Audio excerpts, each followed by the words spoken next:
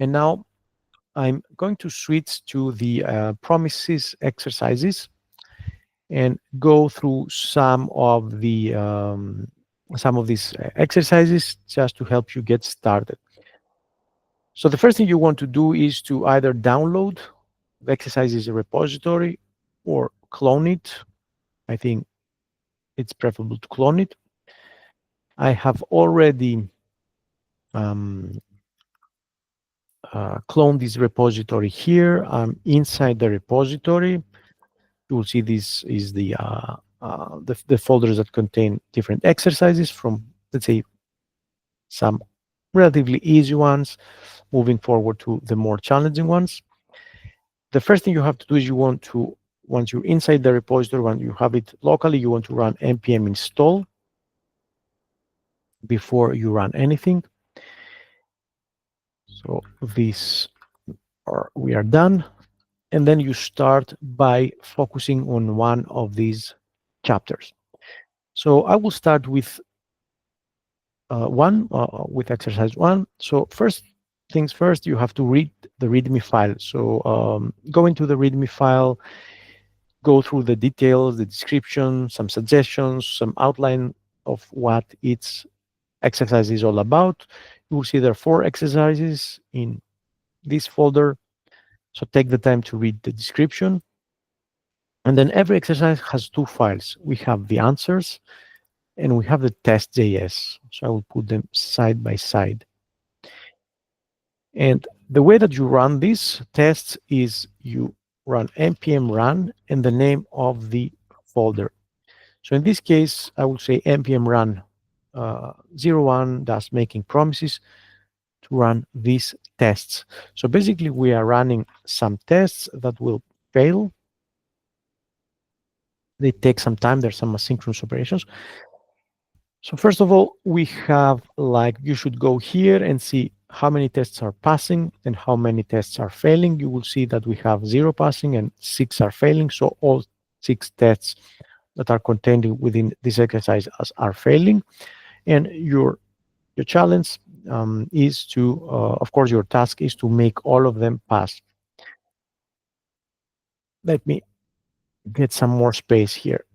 So the tests are something that will be running when you run the npm run command, and it will go into each of these describe, nested describe, and it. So basically, this this assertion library gives you this it method, which is basically an individual test. And these tests will be running. They will be either successful or unsuccessful. And your idea is to go one by one and make them pass.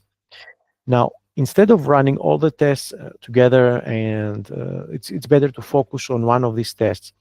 So I recommend that you, first of all, make some space. You don't want to change the code here. I will be touching a little bit of the code here, but the tests are there just to run and show you whether you have successfully or unsuccessfully solved the challenge. Now, if I run this, it will run all the tests, all the it methods that it finds with the assertions inside of them. The good thing is that you can use a method that it's called only. So you put the dot only after the it. And this means that when I run the test again, it will just focus and it will just run this single test. So now you will see there's one test failing. This is the only one that is going to be run. And it's actually much faster and much easier to focus on this one. So what I suggest that you do is that you put the dot only in an individual test, make it pass, and then move on to the next one. So move the dot only to the next it method and just go step by step. Okay. Now, how do we deal with these challenges? I suggest that you put the test on the left or on the right of the screen, and then on the other side you study the answers. The answers.js basically is the code that you have to write in order to make the tests pass. These answers contain some exported functions. I believe all of them just have some functions defined. that are exported from this file. They're imported here in the tests, and all of these individual tests try to run these commands, these imported commands, and make them test them against some kind of like result or goal that we want. In this case, you will see that I can fold all the exercises and focus on just exercise one, which is the make promise resolve with 3. So this is the function I want to focus right now. Write some code in here under the implement me to make sure that this test pass. Now, this test contains some descriptions. So we have this describe, which is basically kind of like a, let's say, a high-level description of what we're trying like to test. So it says promise resolve, and then there's a signature here, which I don't think really helps us. So I'm going to go to the second nested describe. Now this shows us that we have this function that we're testing, and this must produce a promise. So this signature means that this promise, this function should be returning a promise with a value of number. So these signatures are a little bit hard to make sense at the beginning, but they're kind of like TypeScript signature of what is the input and what is the output, or what is the expected outcome. What do we want to build out of this? So this means this make promise resolve with 3, it has to return a promise. Okay. And it gives us a little bit more information and detail about what we want to achieve. So this make promise resolve with 3 states that we need to create a resolving promise. Now, for the test, you have to both study the code that you're going to be writing, but also what the tests are doing, what the tests are expecting to do. All of the tests will be using this assert, which basically is an assertion library and checks whether some values are equal, some values are different, some values. So basically, it's an assertion based on a condition. In this case, the assertion is of equality. We're checking whether this value is equal to this one. 3 is a hard-coded value, which means that val has to be its dynamic value. We have to make sure that this resolves with 3. Okay, so our task here is to make this come back from this promise as 3, so that this assertion will fail. Now, if I go back to the test, I believe. Okay, so now this breaks completely. So let's try to figure out how we can solve this test. So the test run executes this command, and then it attaches then. This means that this function should return a promise, okay? Because we see the then.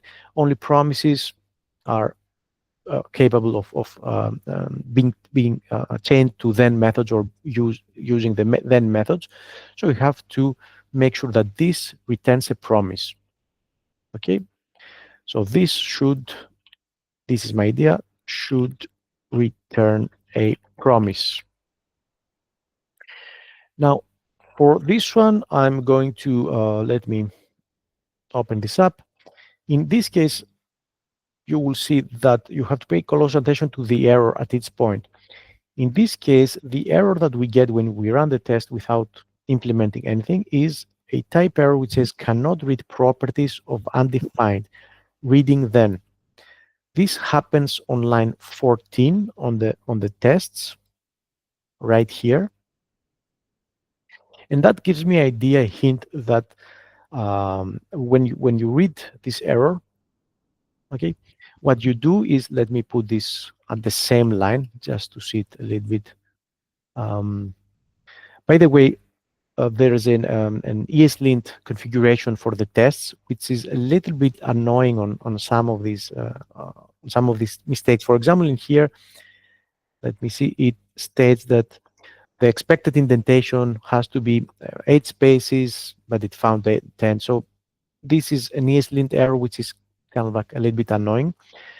If you want to just use any spaces, I don't think for the test you really care about whether it's 8 or 10 spaces, you can open up the ESLint configuration file, which is this .eslintrc.js. And whenever you want to disable a rule, so we can see here some rules.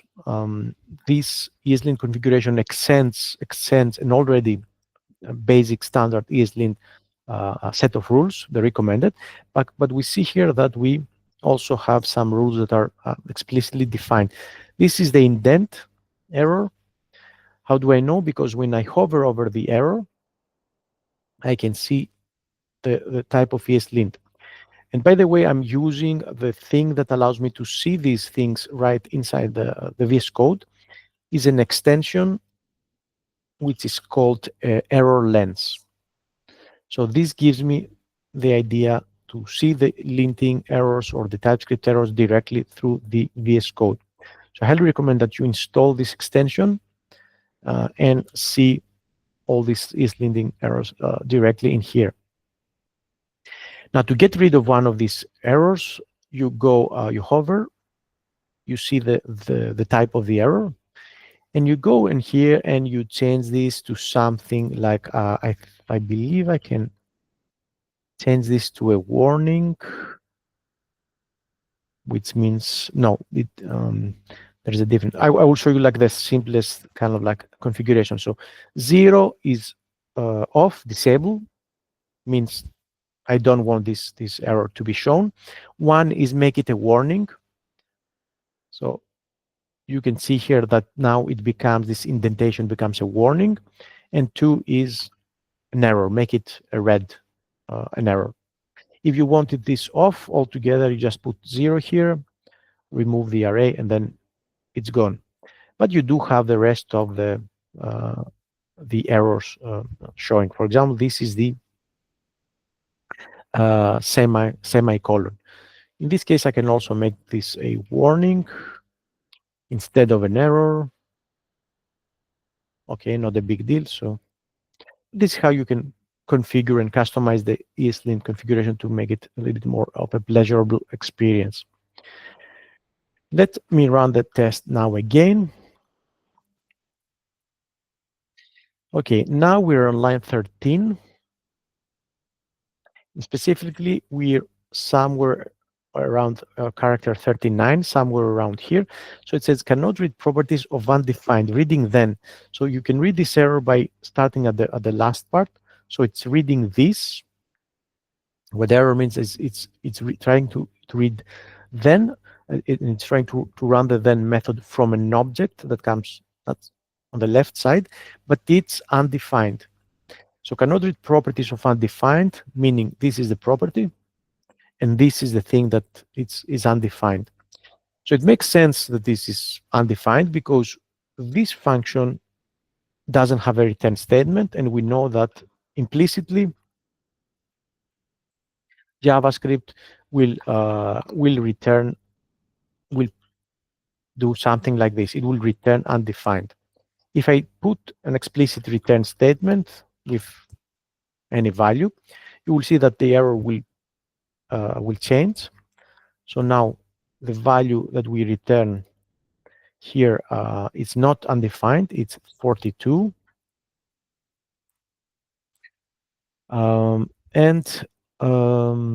Let me see. Okay, I have to save the file. I didn't save the file. So now we see that the error is different. Make promise resolve with 3, then is not a function. Now this happens, of course, because I return 42.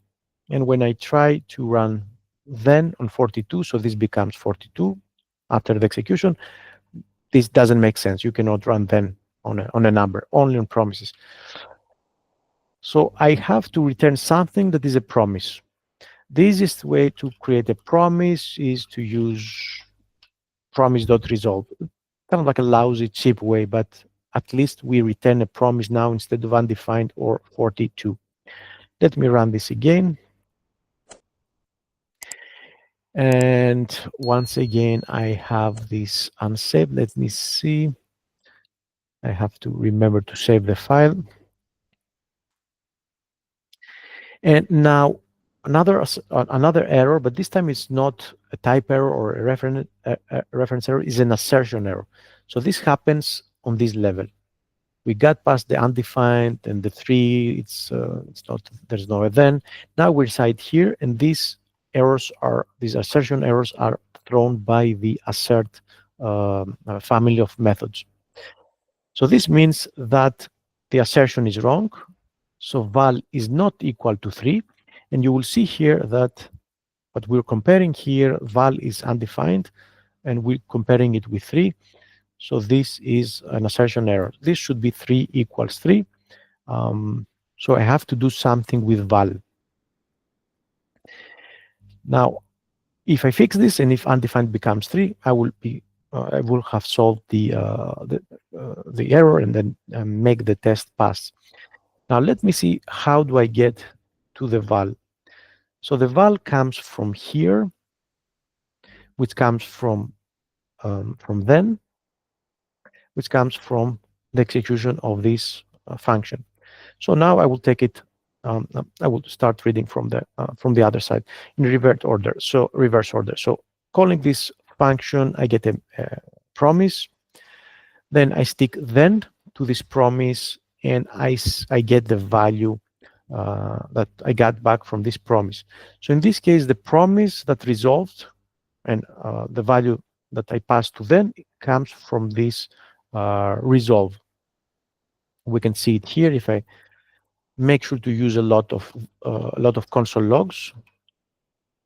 Now I have another annoying ESLint error about no console.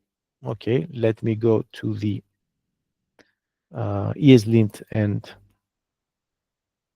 as you can see, there's no console defined here, but I will just add it here. So no console, I can turn it into a warning, or I will just mute it. I want to write as many console logs as I want. So I have this this console log now. Let's see what I pass to the so val is undefined. Now let me check my assumption that if I pass a value here, this will end up here. The promise will resolve, and then will handle the resolved value through this callback. So probably my value will be, once again, let me save. So indeed, as you can see here, the val is 42.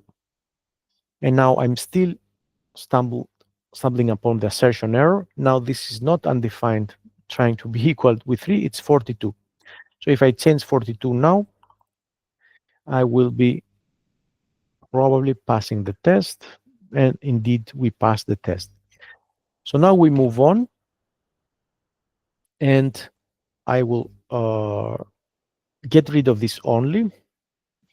This is okay. I can also now skip this test. So if you successfully make the test pass, you can put the skip, and whenever you run the tests, this will be skipped, this individual. So now I will run all the tests apart from this one. Let's go a bit up. So we have 0 passing. We have 1 which is skipped. It's called pending. We will eventually test it. And we have 5 left that are failing. So you can either skip it or leave it like this.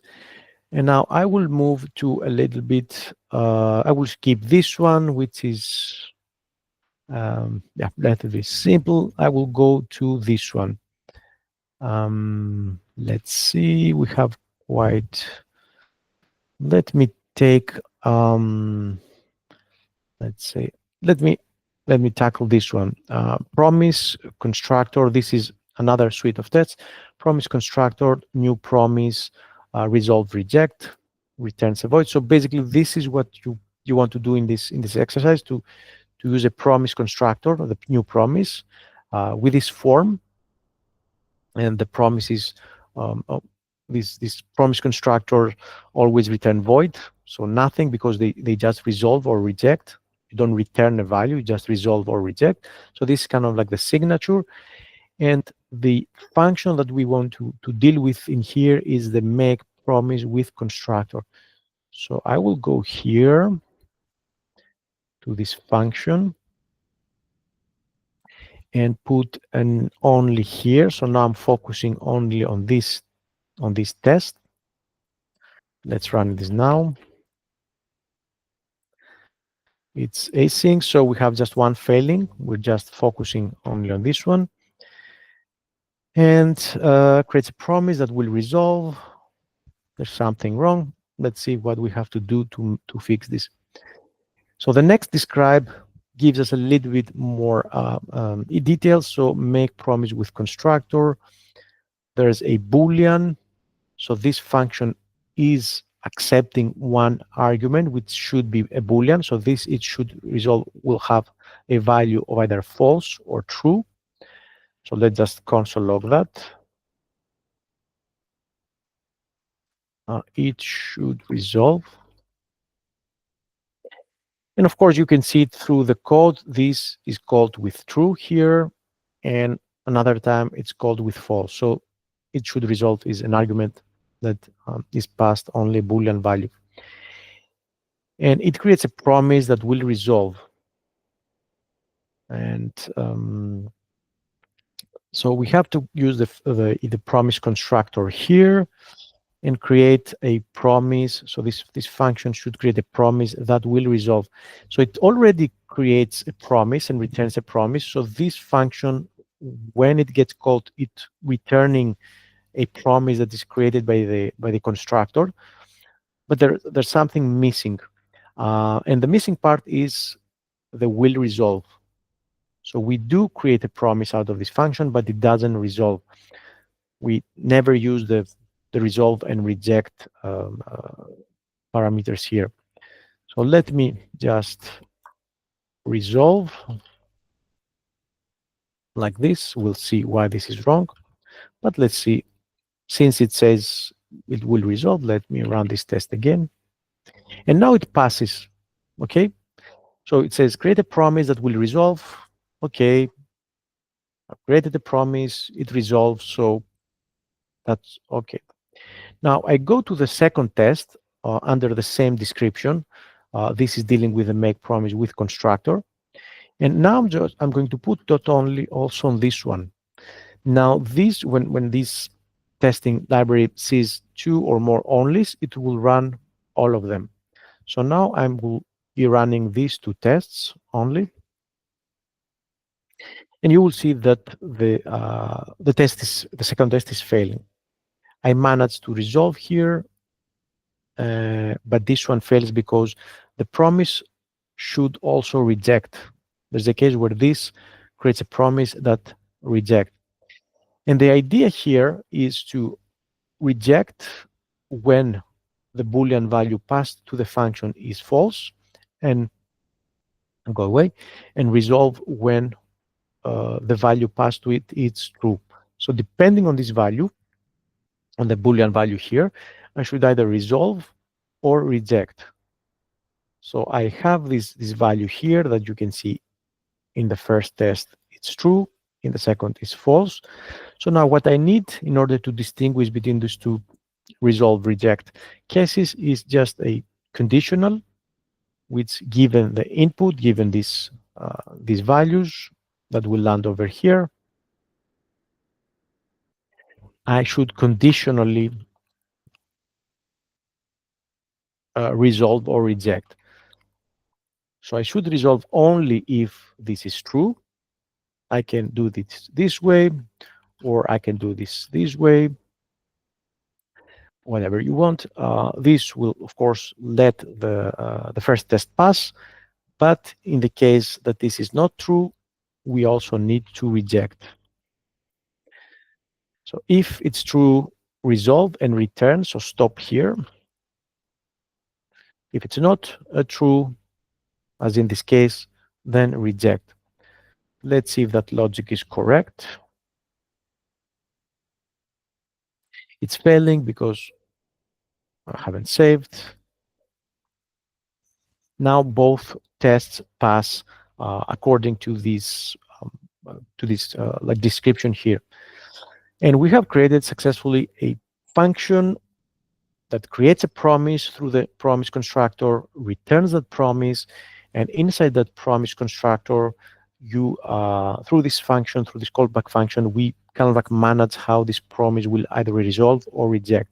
Now, if this syntax doesn't make too sense or it's difficult to read, I recommend that you put this into a separate function. So I would do something like function. How should we name this? Like, I don't know, make or break. I don't know, silly name. Probably we could do a lot better. And then I will put all this code. Now, this is a narrow function. I will just turn this into a function declaration because I prefer. So I will move all the code inside this function. And then instead of having this callback, this anonymous callback in here, I will just replace the code with this. And now I can see the new promise constructor. It's a little bit cleaner, I think. And then the logic on how to create the promise and how to handle the the resolve or reject is happening inside this function. So we were right here. We successfully got both tests passed. So I would, and I will now move to another exercise. So we saw quite a few examples from exercise 1. Let me go back to I don't know, let's see the transforming promises. Once again, you should start with the README. Carefully read this 1, 2, 3, as many times as you need to really understand what this exercise is all about, and check the examples that actually give you some more details.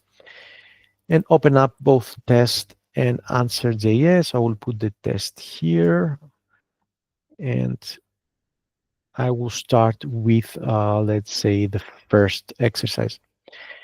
So once again, we have 1, 2, 3, 4 functions that we export.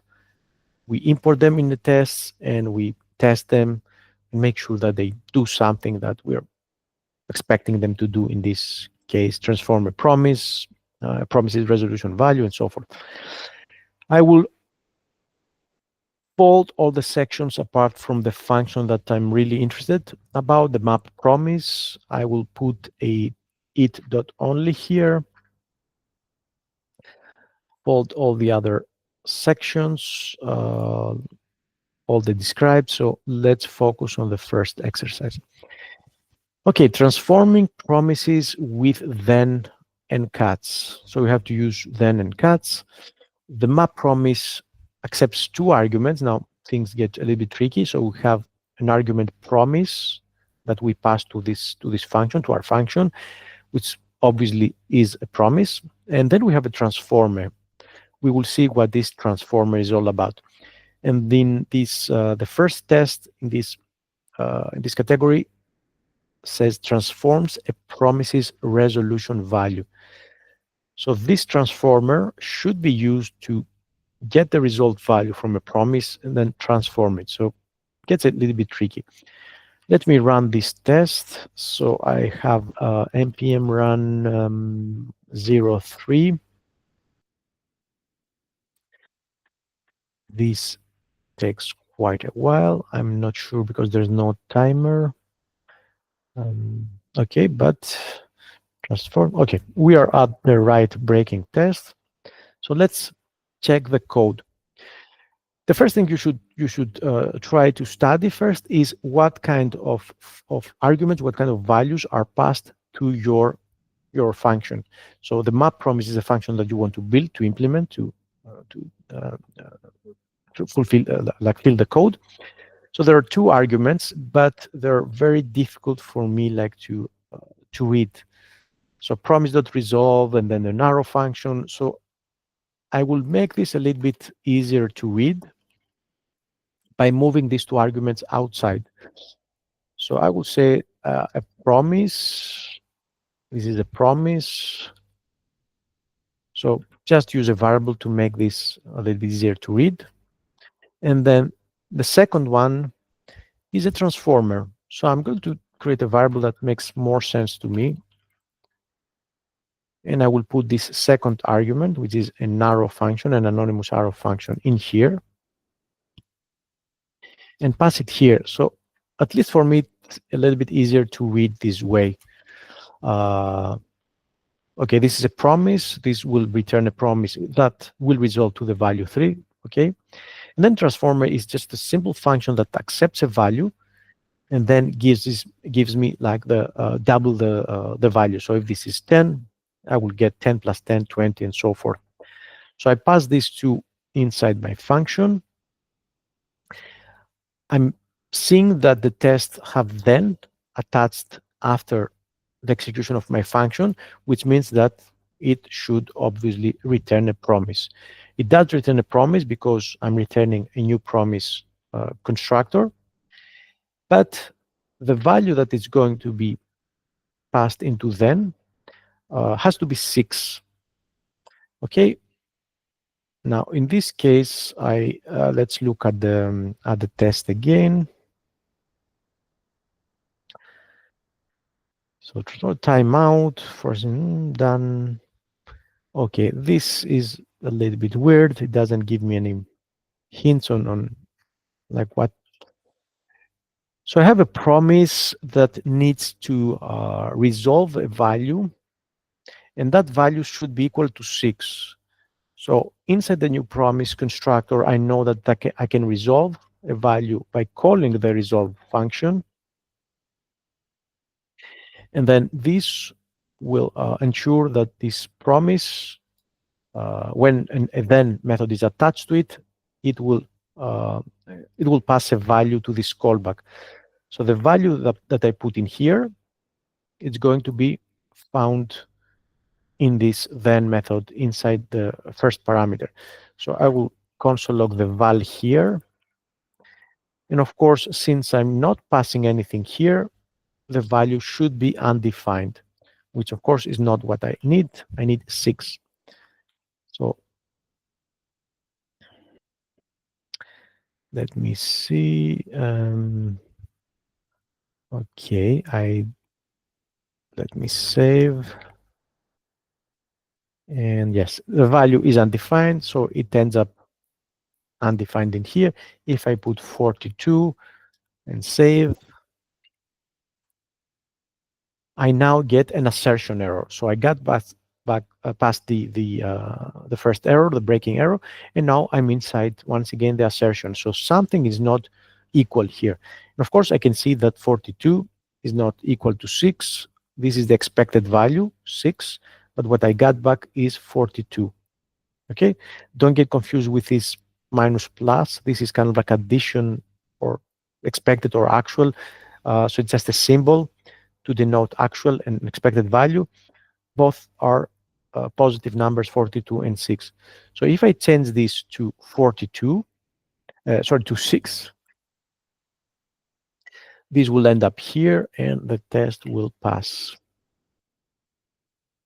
So that's the first pass through this test.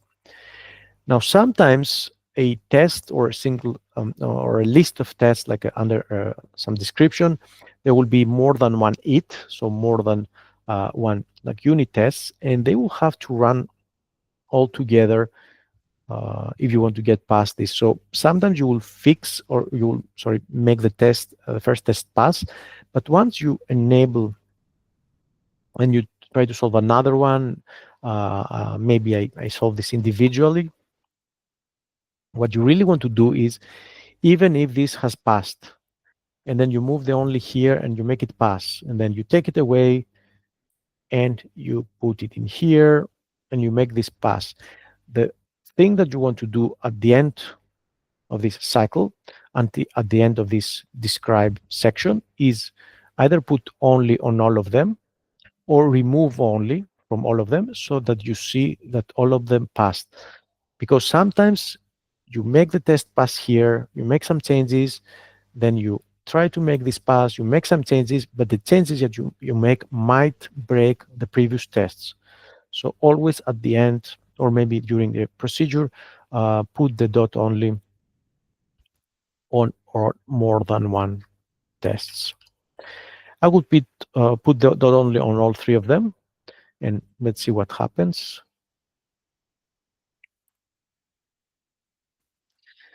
So I have one passing, okay, and then I have the two hits, which is these two, and there are assertion errors, so it's kind of like probably I'm closer to the solution. And it says that this is on line 29, so this is the one that fails. And then the other one is on line 40, which is this one. So basically, in this case, the assert fail means that we're expecting this line not to be executed. This is how the assert fail works.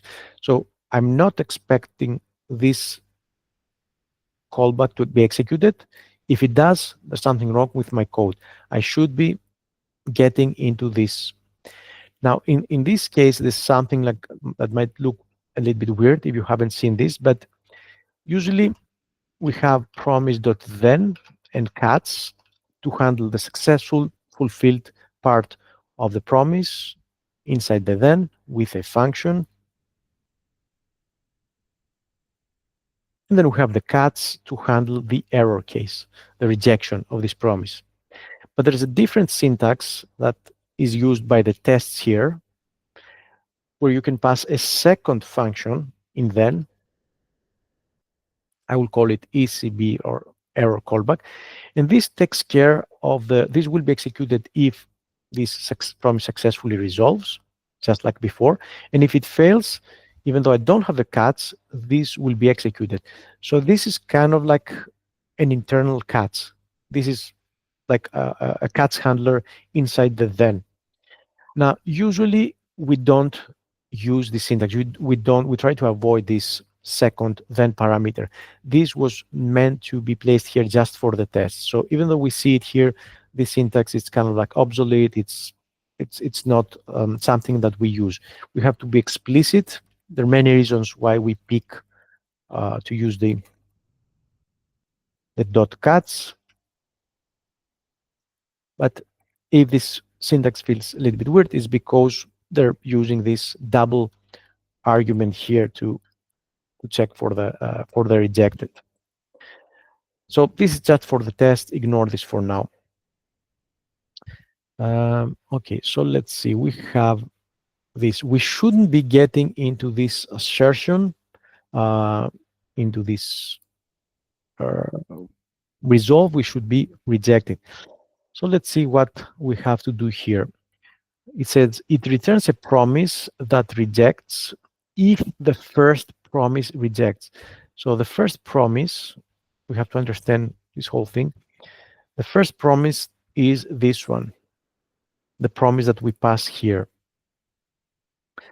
So if the first promise rejects, so if this promise rejects, then we should return a promise that also rejects. So in here, this promise should reject if this promise, this is what this is saying. So if the first promise, you have to read the description and the tests really, really carefully to understand what kind of things they're talking about when they say, the first promise. So if the first promise, which is basically this guy here, rejects, then we should return a promise from our map promise that rejects. So basically, our promise, the one that we are returning from our map promise, should reject.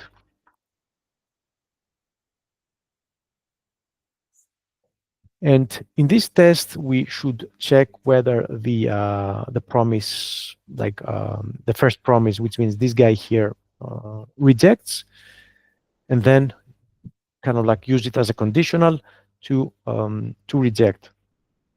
This is an unconditional resolve, which means it's not going to work in my case. So how can I make sure that this promise gets fulfilled or gets rejected in order to run the resolve here to make the first test happy and call reject to make the second test happy? So how can I know whether this promise got rejected or return like a value? Well, a promise is a promise, which means I can say promise dot then this is the success, and there's a catch for handling the failure, let's say. So basically, I'm using the standard promise syntax. If this promise resolves successfully with a value, I can handle this here, and I can see the value here. But if it gets rejected, I can see the failure here. Let's see what happens. Now we need to do some last fixes. So we have value 3 in the first test, which is correct, right? The promise successfully resolved. So it's good. We see here the resolve phase and the value. And we also see in the second test, we see failure. Okay, I have like one more test. Let me just silence it for now. And in here, I get a function.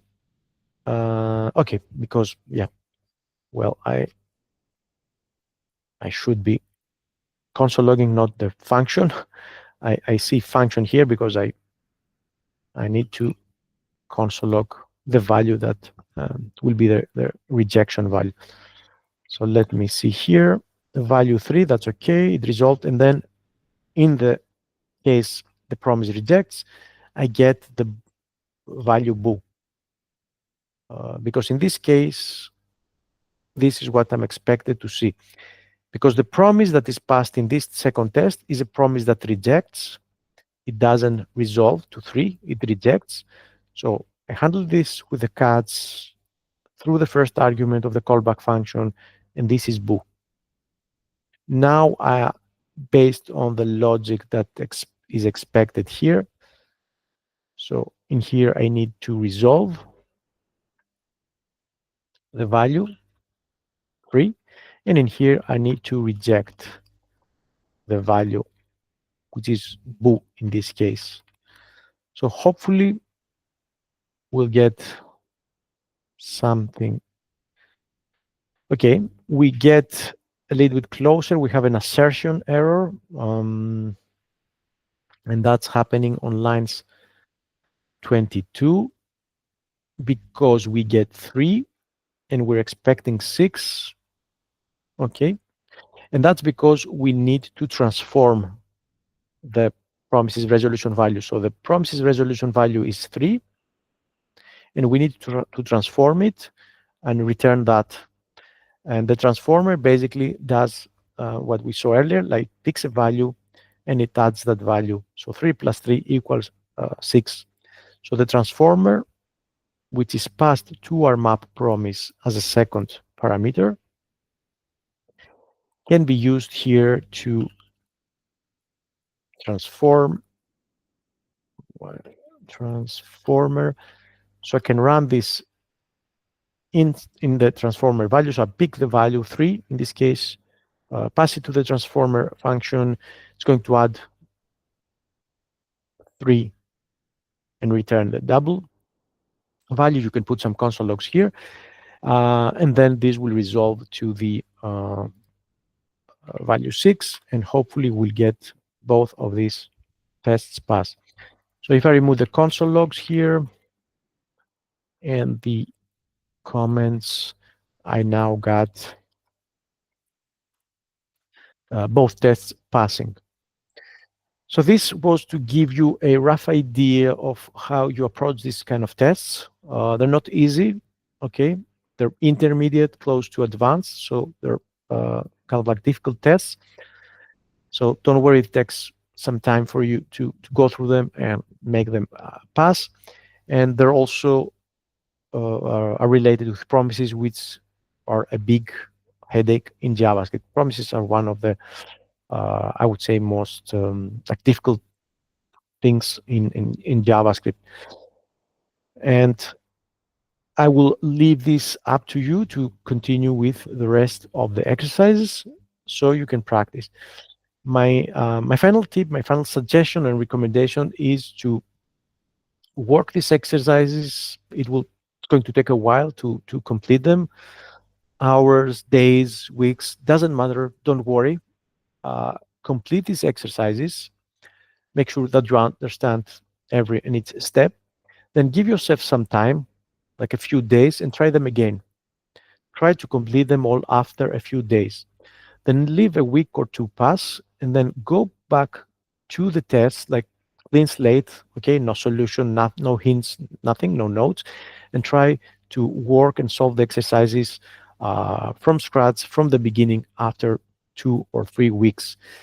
And this is when this information, this knowledge, this experience is going to be like you're going to be understanding and kind of like keep it with you. It's going to be engraved into your mental skill sets.